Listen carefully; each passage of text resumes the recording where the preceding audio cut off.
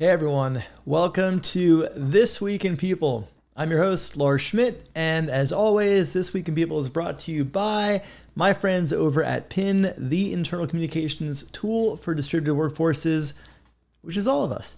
So let's dig right in. I want to open today's episode with an update on an article I covered last week regarding the lawsuit that was thrown out against a hospital in Texas regarding employees who did not want to be forced to be vaccinated. Well, those employees are now unemployed because the judge threw out the lawsuit and they had an opportunity to either get vaccinated or depart, and many of them did the latter. So again, first indication of what we're likely to see more of is more companies open up and return to the workplaces. The next piece I want to get into is a really interesting piece of work from McKinsey on the role of HR in kind of guiding the future of work and operations. And they've got some really interesting data and research around some of the specific areas where HR will be focused. So as always in these articles, everything that I'll walk you through here, I will have a link to the original article in the show notes so that you can read that and go deeper. I just want to put it on your radar. Definitely encourage you to give it a read.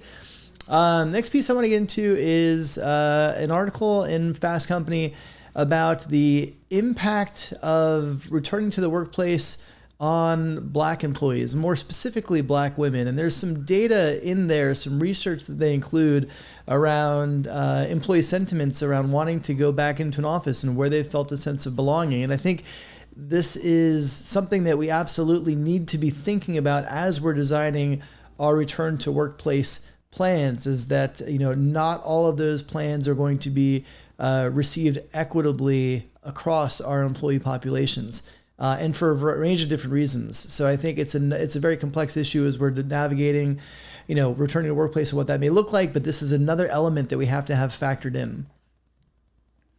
The next piece I want to get into is, if you haven't seen this, Andreessen Horowitz created a new media platform, essentially. They've got some great writers contributing in a variety of different areas, but this is a piece by Nicole Fordskin that I thought was really interesting and is going to be a really important aspect for HR and people operations moving forward, particularly as a lot of us are in these new hybrid constructs. Our ability to manage productivity is essential. And candidly, we're not that great at it. And this isn't HR's fault. Business in general, I think we don't do a great job of managing individual productivity, and particularly in environments where, old school managers used to look at productivity as butts and seats. We don't have butts and seats the same way we did anymore. Not that it ever mattered then, but it doesn't matter now. And we really need to be able to understand new ways of measuring output and productivity. It's not about 9 to 5. It's not about Monday through Friday.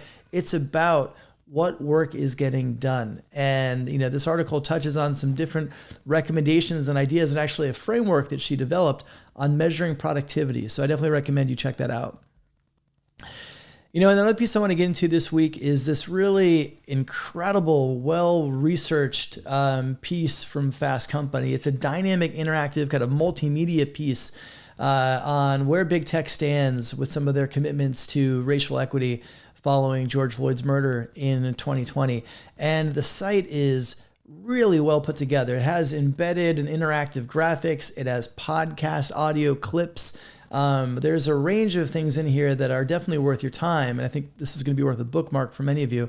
But actually gets into, some of the progress or lack thereof, primarily in big tech. And some of the interesting pieces, this is a chart I really liked. It allowed you to actually toggle between those questions on the left and see how companies approach those, prior to 2020, after 2020, not at all, or companies that didn't respond, including, does your head of DEI report to the CEO or a head of operations, often HR? So some really interesting data and some good benchmarking here that's worth your time, and some good education in terms of just reading this report, having a better understanding of where we are and the work ahead that remains. One other piece I'll include a link to, again, this was a fun TikTok that went a bit viral on Twitter this week. This is somebody who had lost her job during COVID. She was interviewing with an employer. She was not able to get childcare for that day, so the employer told her that they are a child-friendly office and go ahead and bring her kid. And she did. And she did a little TikTok video on their journey together, including an adorable little resume that the kid put together. Or she probably helped the kid for him as well. So check that out. And again, I think it speaks to the kind of flexibility that employers are going to need to have as we navigate these new waters. So that's a wrap for this week. Again, all of the links are in the post itself. So scroll down, check those out. And in the meantime, take care of yourselves, take care of each other, and I will see you next week.